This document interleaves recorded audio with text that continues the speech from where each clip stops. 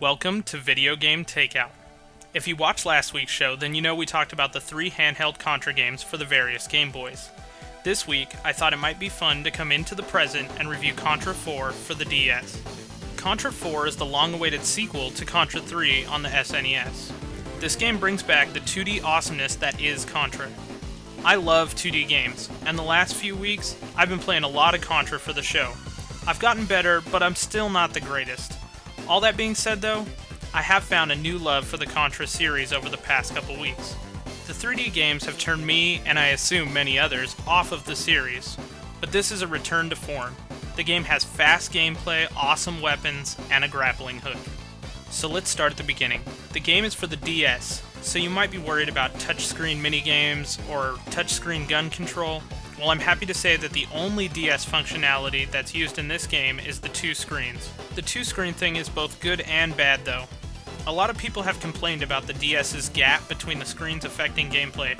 I didn't have that problem except occasionally in the vertical stages, but I did occasionally have a hard time keeping track of what was going on both screens.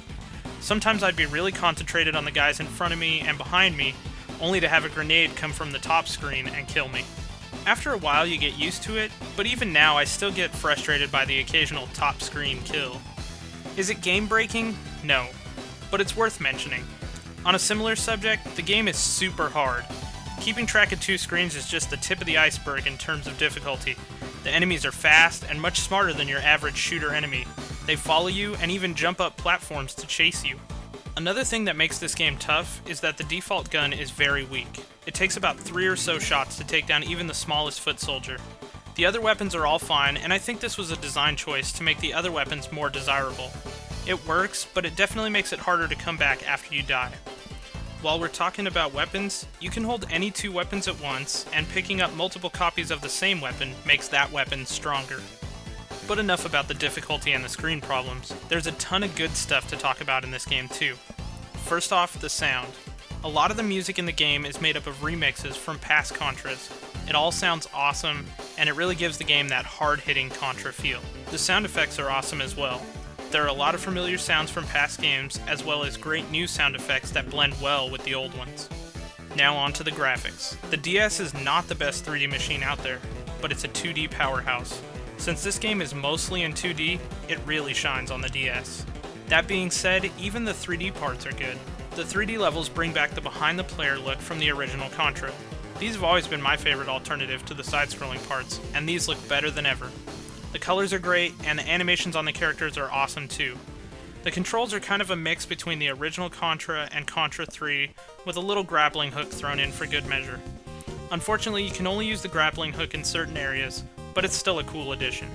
I would say the only real downside to this game is its difficulty. Even on easy, it's pretty tough. If you've played previous Contra games and were frustrated by the difficulty, then I'd say stay away from this one. But if you love the hardcore, action-packed, fast pace of Contra, then this game should be right up your alley. One last negative is that the voice acting is very Duke Nukem, and I didn't care for it much.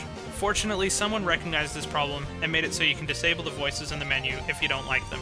This game also has a ton of bonus content for you to unlock, from small things like artwork to big things like unlockable characters. But the coolest thing of all is that you can unlock the NES versions of both Contra and Super C. Really, this is as good a selling feature as any.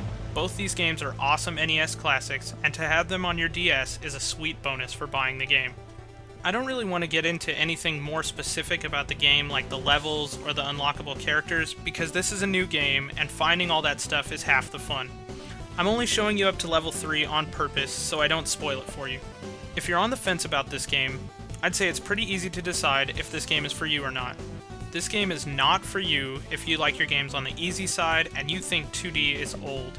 It's also not for you if you wish every game on the DS used the DS's extra functionality. This game is for you, though, if you miss the old days of 2D and love the challenge of the Contra games. I'd also recommend it if you love the first 2 Contras on the NES, both because it includes them and because this game should appeal to that type of gamer.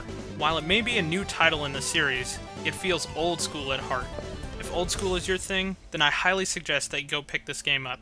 It'll have you yelling and swearing at your DS for weeks. In a good way. Well, that wraps up this week's show. If you have any questions or comments, please send them to videogametakeout@gmail.com. As always, you can catch all the episodes, both new and old, at videogametakeout.blogspot.com or just Google Video Game Takeout. Be sure to check back every Monday for a new show, and until next time, I'm Ben. Thanks for watching, and have a great week.